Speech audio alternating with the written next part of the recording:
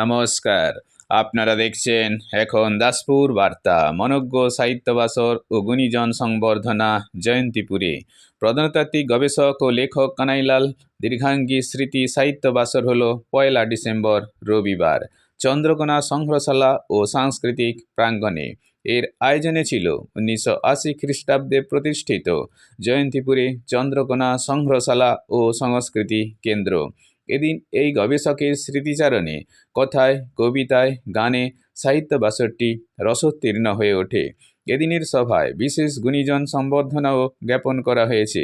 এদের মধ্যে ছিলেন এদিন এই গবেষকের অনুগামী সুযোগ্য পুত্র দুর্গাশঙ্কর দীর্ঘাঙ্গীর আহ্বানে আয়োজিত সভার সভাপতি সাহিত্যিক ডাক্তার সুদর্শন রায়, ডাক্তার সুখেন্দু বিকাশ মাইতি, ঘাটাল মহকুমা সাহিত্য একাডেমির সম্পাদক, আঞ্চলিক ইতিহাস গবেষক ও কবি ডক্টর পুলক রায়, সাহিত্য ও সঙ্গীত শিল্পী তারাপদ বিষয় প্রমুখ গুণীজন।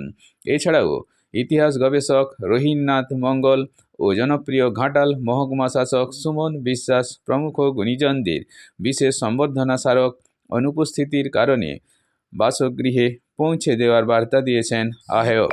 এদিন সমগ্র অনুষ্ঠানের সুচারু সঞ্চালনায় ছিলেন চন্দ্রকোনা পৌরসভার কাউন্সিলর সমাজসেবী গোবিন্দচন্দ্র দাস। চন্দ্রকোনা সংগ্রহশালা প্রাঙ্গণ থেকে রিপোর্টে Shyam Sundar Dolui. Like and follow with subscribe এখন দাসপুর বার্তা। এই দাসপুর বার্তায় যুক্ত হন, আলোর পথে এগিয়ে চলুন। ধোঁয়ার বঙ্কিম নিঃশ্বাস বুকে নিয়ে তিলোত্তমা আজও সুখে বাঁচে কলকাতা নিড়ে। আমি শুনি পাখিদের কলতান, কোয়েলের কাছে আকাশের নিচে। চাঁদ ছায়া ফেলে মুখে, অরণ্যের ঘানে ঘাসের বিছানায় একা আমি। আজও সে চাঁদে দেখি হারানো তিলোত্তমা। বিশ্বাসযোগ্য হাত, নিরাময়কারী হাত, একজন বন্ধুর হাত বন্য মুক্ত দানবদের বাসনায় শীতল হয়ে এসেছিল। হিমশীতল সত্যের অবস্থান ওই হাতের কাছে। ওই হাত জাগরণের ডাক দিয়ে গেছে। আত্মঘাতী মানব, শিকারীদের তপ্ত নিঃশ্বাস, নতুন নতুন ডিগ্রি এখন নগ্ন সমাজে শুধু বস্ত্র বিতরণ করে চলে। জীবিত মান হুঁশের কান্ডারিগণ, আলোর সরল রেখা তোমাদের বরাবর আঁকা। আত্মঘাতী মানবেরা, হ্যাঁ তোমাদের বলছি, নীরব হও। তবে মনে রেখো, সেই খাদকেরা রক্ত মাংস খোঁজে শুধু তোমাদেরও বিলম্ব চেতন শরীর গড়া সে এক রক্ত। মাটি দেবে তোমাদের সোনার ফসল, মাটির উপর আকাশ ভরা জ্যোৎস্না, শ্যামল বনানীর মায়াবী নির্জনতা সবই পেয়েছে মানুষ হাতের মুঠোয়। মানুষ মাথার উপর দিগন্ত বিস্তৃত আকাশের ভেতর ঢুকে পড়েছে অনেকবার। উদার আকাশটা নিজের খেয়ালে ঝুলিয়ে রেখেছে একটা মস্ত বড় ঝাড়বাতি। মাঝে মধ্যে তীব্র আগুন ঝরায় ঝাড়বাতিখানা, মাটির হৃদয় তপ্ত হয়, কেঁপে উঠে সারা পৃথিবীখানা। মাটির বেদনাশ্রু শুকিয়ে যায় মাটির বিবর্ণ নয়নে। লাটিমের মতো ঘুরতে ঘুরতে পৃথিবীখানে রাত গড়িয়ে ভোর এনে দেয়। এই কানাইলাল দীর্ঘাঙ্গীকে আমি খুব সামনে থেকে দেখেছি, কেননা আমার বাড়িতে উনি মাঝে মাঝে যেতেন। আমার পিতাকে হয়তো অনেকে চিনে থাকবেন, সুনীল ঘোষ। তা আমাদের বাড়িতে উনি যেতেন, ওখানে বিভিন্ন তথ্য সংগ্রহ করার জন্য ওই এলাকায় আমার বাড়িতে মাঝে মাঝে উনি থাকতেন, একদিন দুদিন এরকমও থাকতেন। তা তখন আমরা ছোট, তখন আমি ক্লাস 8 কি 9-এ পড়ি। ওনার মুখ থেকে অনেক কবিতা শুনতাম। তা ইতিহাস এর অনেক গল্প শুনতাম, তখন এতটা হয়তো আমরা বুঝিনি। যাই হোক, উনি যে তথ্য সংগ্রহ করেছেন সেই তথ্য থেকে আমরা এই চন্দ্রকোনার ইতিহাস সম্বন্ধে একটা আইডিয়া করতে পারি। তিনি জন্মেছেন এই জয়ন্তীপুরে। তিনি প্রথমে শিক্ষক, যে শিক্ষকতা দিয়ে জীবন শুরু করেছিলেন, তারপর ওভারসিয়ার, পরবর্তীকালে আবার শিক্ষকতা, এবং তিনি কিছু সার্ভের কাজও করতেন। সঙ্গে তিনি বিভিন্ন মঠ মন্দির থেকে তার যে কারুকার্যগুলো সেগুলো সংগ্রহ করতেন। তিনি লিখেছেন অনেকগুলি বই, বিদ্রোহ বন্যী,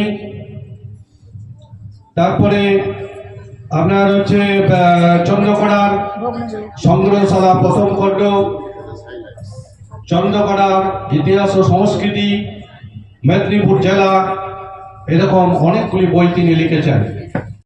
জড়িয়ে খাটি, রোদে মাথায় গামছা আটি, মোদের মুখে সদাই হাসি, আমরা সত্যিকারের চাষি, কাদা মাখা পায়ে হাঁটি, কাজেতে খুব পরিপাটি, মাটিকে খুব ভালোবাসি, বাঁকে থাকে ধানের আটি, মায়ের মতো এই যে মাটি, সবাই বলে একদম খাঁটি, মাঠ মানুষরাই পাশাপাশি, গোলা ভরাই রাশি রাশি, শস্য বিনে ডুবতে থাকি। নমস্কার। আমরা ধন্যবাদ জানাচ্ছি আমাদের দেবাশিস খান মহাশয়।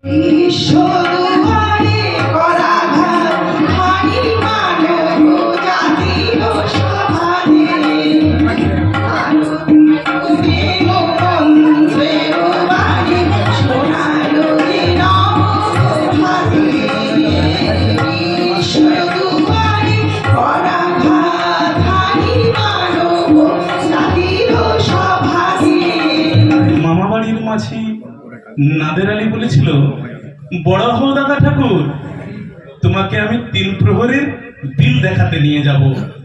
সেখানে পদ্ম ফুলের মাথায় সাপ আর ভ্রমর খেলা করে। নাদের আলী, আমি আর কত বড় হব? আমার মাথা এই ঘরের ছাদ ফুঁড়ে আকাশ স্পর্শ করলে তারপর তুমি আমায় 3 প্রহরের বিল দেখাবে। একটা রয়্যাল গুলি কিনতে পারিনি কখনো।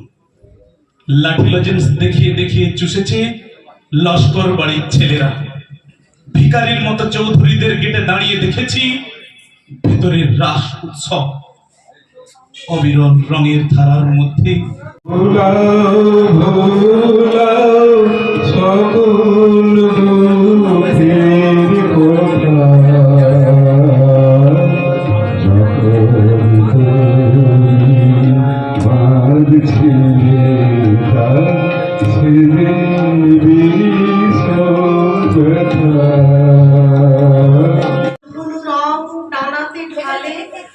আজকে যদি উপচে খুশি ভাসিয়ে দেয় মনের কোণ, আজকে যদি অজানা ফুলে রাঙিয়ে দেয় সবুজ বন, আজকে যদি আচমকায় মেঘ জমে ঈশান কোণে, আজকে যদি ভর দুপুরে তুফান ওঠে দুর্গমনে, আজকে যদি অতর্কিতে দু চোখে নামে শ্রাবণ ধারা, আজকে যদি স্বপ্নগুলো নোনা স্রোতে হয় আত্মহারা।